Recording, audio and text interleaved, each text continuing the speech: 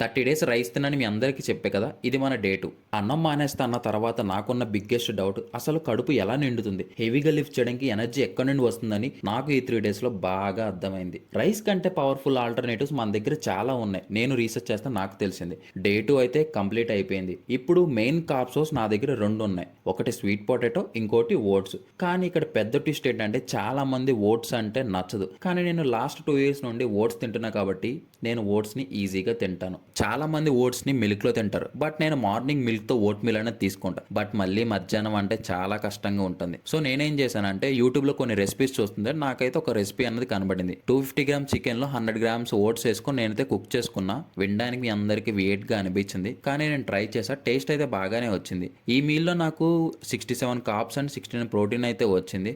జనరల్‌గా మనం white rice అనేది తిన్నప్పుడు ఆకలి అనేది వెంటనే ఎక్కువగా వేస్తుంది. కానీ నేను ఈ మీల్ అన్నది ట్రై చేశా. స్టమక్ అనేది ఫుల్‌గా అనిపించింది నాకు.